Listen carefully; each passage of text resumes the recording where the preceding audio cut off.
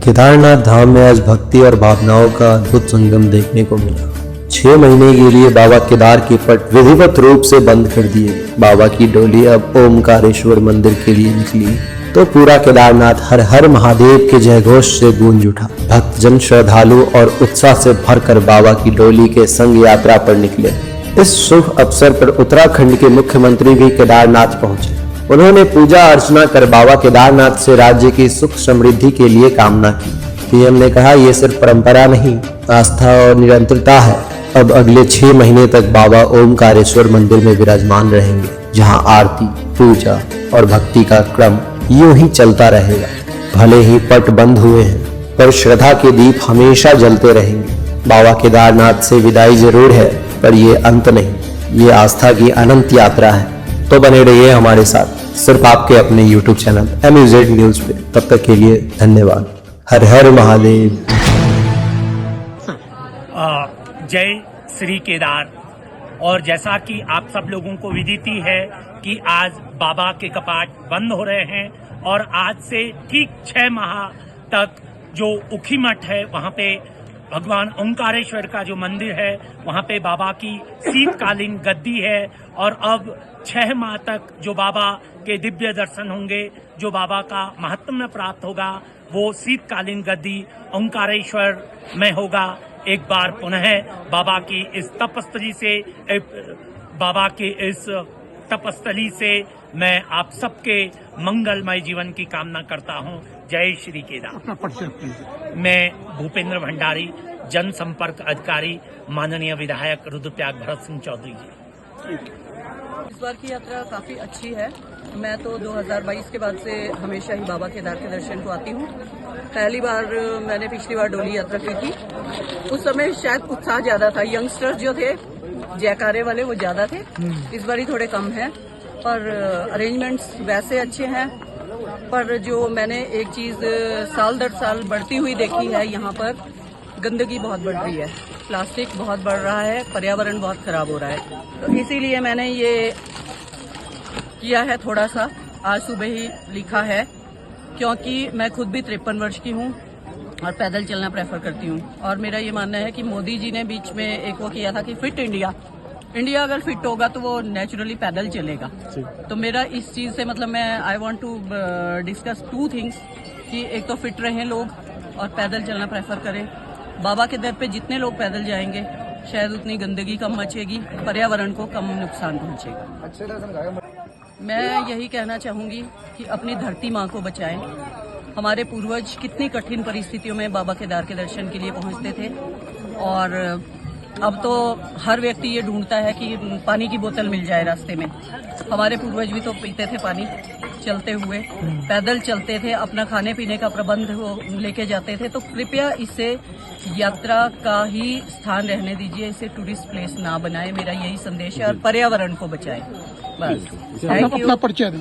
मैं मंजुला कंवर हूँ और मैं वैसे तो I belong to Rudraprayag district, Vasu Kedar हमारा क्यार्क गांव है। मूल रूप से हम यहीं के निवासी हैं, पर मेरे पिताजी हिमाचल प्रदेश में सेटल हो गए थे और वर्तमान समय में मैं हिमाचल प्रदेश सरकार के ग्रामीण विकास विभाग में कार्यरत हूँ। और शायद 1 नवंबर से मुझे खंड विकास अधिकारी की पोस्टिंग भी मिल जाएगी। अभी मैं उसे एक कम पद पर कार्यरत हूँ जी। लगभग वैसी ही थी जैसी गत वर्ष थी। थोड़े जो बैरिकेड्स वगैरह लगे हैं वो अच्छे लगे हैं अब, और पब्लिक थोड़ी कम थी इस बार मुझे जो लगा पिछली बार, क्योंकि मैं थी यहाँ पर। तो व्यवस्थाएं ठीक है, रास्ते भी ठीक है, रास्ते ऐसे ही होने चाहिए। भोले बाबा के भक्त तो ऊंचे पहाड़ों पे वैसे ही पहुंच जाते हैं पैदल चल के। हम लोग किन्नर कैलाश करके आए हैं, वो हमें पता है कि भोलेनाथ कहाँ बैठते हैं और किस प्रकार भोले के भक्त पहुंच जाते हैं। हेलो दोस्तों, तो मैं MUZ चैनल के दर्शकों को बहुत स्वागत करना चाहता हूं। और आज हम पहुंच गए केदारनाथ में, और आज केदारनाथ के कपाट बंद हो चुके हैं और हम सभी बाबा की डोली के साथ नीचे जा रहे हैं। ये भी यात्री हैं, इनसे हम आज बात करेंगे इनके अनुभव के बारे में। तो आप अपना पहले परिचय दीजिए। नमस्कार, बहुत बहुत धन्यवाद MUZ का, जो इन्होंने इतनी कठिन परिस्थिति में यहाँ पर जो है ये रिकॉर्ड करने की कोशिश की और सभी लोगों को, आप लोगों को ये दिखाने का साहस किया। और मैं साथ ही ये बताना चाहूँगा, मेरा नाम पीयूष पांडे है, मैं दिल्ली का निवासी हूँ और मैं पिछले 4 साल से लगातार जो है बाबा के दर्शनों के लिए यहाँ पे आता हूँ और ठीक इसी समय पर आता हूँ। तो उत्साह तो जाहिर सी बात है, भक्तों में जो है बहुत देखने को मिलता है, लेकिन इसके साथ साथ एक जो चीज़ है जो सब लोग नज़रअंदाज कर रहे हैं, उस पर मैं ध्यान आकर्षित करना चाहूँगा कि पहले जितनी कठिनाइयाँ होती थी बाबा केदार की यात्रा में, उतनी यहाँ पे साफ सफाई थी, लेकिन जैसे जैसे सुविधा बढ़ती जा रही है लोग उसका जो है अनुपालन नहीं कर रहे हैं। ठीक है, तो इसमें सरकार के साथ साथ हम लोगों को भी जो है थोड़ा सा अनुशासित होना पड़ेगा, ताकि यहाँ की जो महिमा है वो हमेशा बनी रहे, सभी श्रद्धालु अपना स्वस्थ रहें, अच्छे से आएँ और यहाँ पे जो है साफ सफाई का ध्यान रखें। तो अगर आम आदमी की बात की जाए, आम आदमी यहाँ पे बहुत दूर से आता है बाबा के दर्शन करने। अगर वो यहाँ पर आए तो उसके रहने की कैसी व्यवस्था है, खाने पीने के लिए उसकी कैसी व्यवस्था है, क्या वो उसमें कुछ बदलाव या उसमें कुछ इम्प्रूवमेंट अपॉर्चुनिटीज की जा सकती है? बिल्कुल जी, इसमें तो जो सबसे ज़्यादा ध्यान देने वाली बात है वो यही है कि हर यात्री कहाँ से आ रहा है, भारत के किस कोने से आ रहा है और उसकी परिस्थिति क्या है, उसकी फाइनेंशियल कंडीशन क्या है। ये सारे आदमियों की एक जैसी नहीं होती है। कोई ठीक है फाइनेंशियल कंडीशन में और कोई जो है बेचारा कैसे तैसे अपना जो है 2-4 रुपए जोड़ के साल भर से और सिर्फ इसी दिन के लिए रखता है कि मैं यहाँ पे आऊँ। और यहाँ पे लेकिन मनमानी लोगों की ये चलती है कि जब पब्लिक ज़्यादा नहीं होती है तो वो लोग कहते हैं कि आ जाइए 500 रुपये में टेंट ले लीजिए, 2 आदमी का 800 रुपये में दे देंगे। लेकिन जहाँ अगर उनको लगता है कि 2-4 लोग फालतू हो गए, अब हमें जो है पैसा कमाने का मौका मिल गया है, वहीं वो लोग उसी 500 के जो है 1000 बनाना स्टार्ट कर देते हैं। खाने के नाम पर जो है क्वालिटी कुछ भी नहीं है, और क्वालिटी के साथ साथ क्या है कि थोड़ा साफ सफाई का ध्यान रखें। क्वालिटी और साफ सफाई में जो है हाइजीन लोगों को जो है नहीं करते हैं, हाइजीन मेंटेन नहीं करते हैं लोग यहाँ पे, और जैसे तैसे करते हैं, मनमानी करते हैं। लेकिन ठीक है, एक सुनिश्चित रेट होना चाहिए, प्रशासन को इस पे ध्यान देना चाहिए कि प्रशासन को अपनी तरफ से कोई रेट फिक्सेशन कराना चाहिए। इसमें जो मेरी प्रशासन से अपील है वो यही है कि प्रशासन इसमें बिल्कुल डीपली इन्वॉल्व होके और कोई एक रेट फिक्स करे जो गरीब के लिए भी ठीक हो और मिडिल क्लास के लिए भी ठीक हो और अमीर के लिए भी ठीक हो। ठीक है, यहाँ पे 4 साल से आ रहे हैं, आपको क्या बदलाव दिखता है? भीड़ यहाँ पे कुछ बढ़ी है या कम हुई है, आपको क्या लगता है? जी, भीड़ तो साल दर साल बढ़ ही रही है। ठीक है, और बदलाव तो ज़्यादा कुछ नहीं मिल रहा है, लेकिन इसमें एक चीज़ जो है कि थोड़ा सा जो सरकार है वो उतना ध्यान नहीं दे पा रही है जितना देना चाहिए, है ना। लोगों की सुविधाएं जो हैं, मूलभूत सुविधाएं उतनी नहीं मिल पा रही है।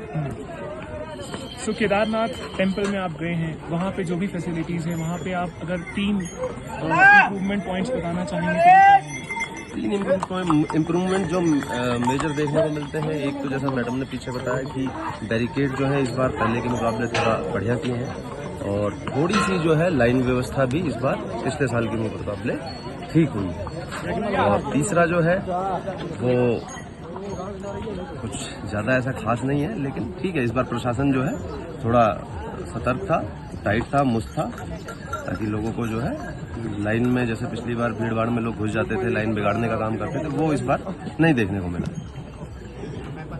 जैसे कि आपने कहा कि भीड़ दिन ब दिन बढ़ती जा रही है, तो आम आदमी बहुत आ रहे हैं यहाँ पे दर्शन करने, तो आम आदमी को लगभग कितना टाइम लग जाता है दर्शन करने के लिए, और कितना कन्वीनियंट है उसके लिए दर्शन करना, इस पे कुछ? देखिए जी, ये एक बहुत महत्वपूर्ण चर्चा का विषय है, लेकिन इसमें चर्चा करना एक अपने आप में जो है मुसीबत लेना, अपने आप में मोल लेना मुसीबत को, ये भी है। लेकिन कोई बात नहीं, मैं उसकी परवाह ना करते हुए जो बात है वो साफ करूँगा, क्योंकि आम आदमी बेचारा जो है पैदल चल के और कठिनाइयों के साथ में बाबा के दरबार तक पहुंचता है, उसके बाद में लाइन में लगता है।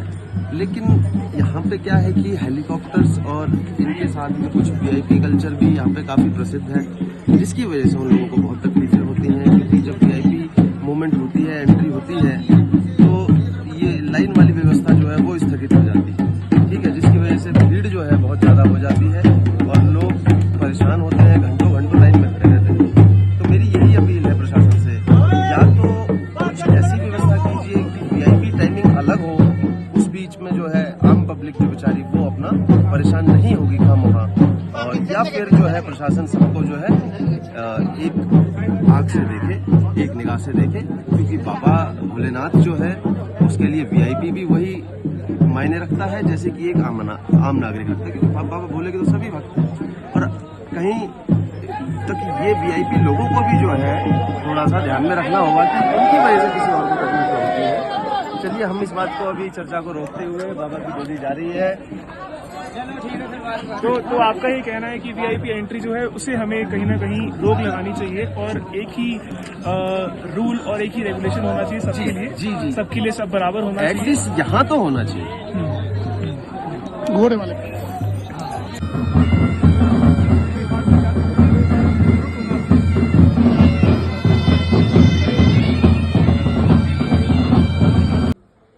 बाबा केदारनाथ जी का जो मोक्ष नगरी है, बाबा केदारनाथ जी का महामृत्युंजय नगरी, आज बाबा केदारनाथ जी का कपाट अभी थोड़ी देर में जो बाहर का जो पूर्व गेट है वो बंद हो जाएगा। प्रातःकाल 4:30 बजे से भगवान भोलेनाथ जी का महाश्रृंगार, महाभिषेक, उसके बाद महाभोग और उसके बाद भगवान केदारनाथ जी का जो समाधि जो प्रक्रिया है समाप्त हो चुका है। उसके बाद भगवान केदारनाथ जी का जो गर्भ मंदिर का जो दरवाजा ठीक 6 बजे कपाट बंद हो गया है। आज भगवान केदारनाथ जी का जो पूर्व गेट है वो अभी 8:30 बजे बंद हो जाएगा। 6 महीने के लिए बाबा केदारनाथ जी का जो चल विग्रह उत्सव मूर्ति पंच केदार का गद्दी स्थान ओंकारेश्वर उखी मठ चले जाएगा, जो श्रद्धालु उखी मठ आके दर्शन कर सकते हैं। 6 महीने के लिए बाबा केदारनाथ जी का जो ज्योतिर्लिंग है उनको समाधि स्थिति में हम भगवान भोलेनाथ जी से प्रार्थना करके उनको समाधि स्थिति बना दिया है।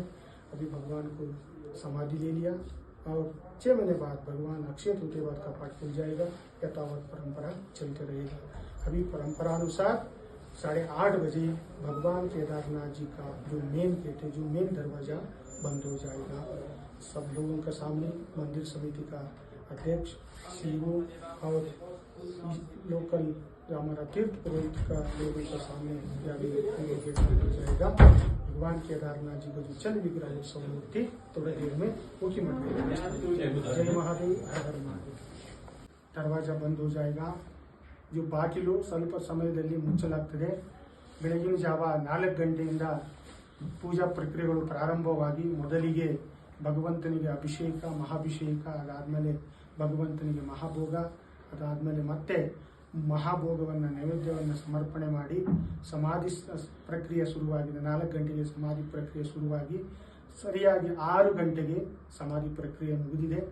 6 ಗಂಟೆಗೆ ಒಳಗಿನ ಗರ್ಭಗುಡಿ ಬಂದಾಗಿದೆ। ಇನ್ನು ಕೆಲವೇ ಸಮಯದ ನಂತರ 8:30 ಸರಿಯಾಗಿ ಈ ವರ್ಷದ जो ಯಾತ್ರಾಕಾಲೀನ ಮುಕ್ತಾಯವಾಗಲಿದೆ। ಭಗವಂತನ ಯಾರು ದರ್ಶನ ಮಾಡುವಂಥವರು ಊಟಿ ಮಠಕ್ಕೆ ಬಂದು ದರ್ಶನ ಮಾಡಬಹುದು। ಚಲವಿಗ್ರಹ ಉತ್ಸವ ಮೂರ್ತಿ ಏನಿದೆಯಲ್ಲ ಅದು ಇವತ್ತು 8:30 ಹೊರಟು 25ನೇ ತಾರೀಕು ಊಟಿ ಮಠವನ್ನು ತಲುಪಲಿದೆ। ಹಾಗಾಗಿ ಇವತ್ತಿನಿಂದ 6 ತಿಂಗಳು ಕೇದಾರನಾಥನ ದೇವಸ್ಥಾನ ಬಂದಾಗಲಿದೆ। ಶ್ರದ್ಧಾ ಯಾರು ಭಕ್ತಾದಿಗಳು ದರ್ಶನ ಮಾಡುವಂಥವರು ಊಟಿ ಮಠಕ್ಕೆ ಬಂದು ದರ್ಶನ ಮಾಡಬಹುದು। जय महादेव, हर हर महादेव, जय श्री केदार। पिछले जो कपाट बंद होने की प्रक्रिया में भैरवनाथ जी की पूजा के बाद से जो है मंदिर के गर्भगृह में जो है कल रात्रि से ही जो है कि यहाँ पर विधि विधान से सारी पूजा यहाँ के हमारे तीर्थ पुरोहित खाकदारी और हमारे जो मंदिर समिति के जो वेद पाठी हैं सभी लोग मिलकर यहाँ पर जो विधि विधान यहाँ पर बाबा केदार की जो समाधि है उसको समाधि भस्म और सभी तरह के जो है कि पुष्प और उससे जो है उनको भस्म का वो देकर समाधि को मूल स्थान को जो है कि समाधि का रूप दिया जाता है। और उसके बाद जो है कि वहाँ का जो गर्भगृह का जो कपाट है उसको कपाट को सील किया जाता है। वो सील हो चुका है जो पहला हुआ है। उसके बाद जो है कि दूसरा दरवाजा है उसको भी जो है कि सील करने की प्रक्रिया चल रही है। और उसके बाद माननीय मुख्यमंत्री जी का आगमन है अभी 8:30 बजे 8:15 बजे के बीच में। उसके बाद हमारी जो डोली है यहाँ पर वो डोली यहाँ से प्रस्थान करेगी और सारी जो पूजाएं होती हैं उससे पूर्व जो विधि विधान से जो कपाट बंद से पूर्व की सारी पूजाएं जो वो सारी जो कि कंप्लीट हो चुकी हैं। और अब बस कुछ ही क्षणों बाद जो है कि कपाट बंद की प्रक्रिया भी शुरू हो चुकी है और यहाँ से डोली जो है 8:30 बजे के लगभग यहाँ से डोली नीचे प्रस्थान करेगी। लेटेस्ट खबरों के लिए देखते रहिए MUZ न्यूज और ताज़ा अपडेट पाने के लिए चैनल सब्सक्राइब करना ना भूलें।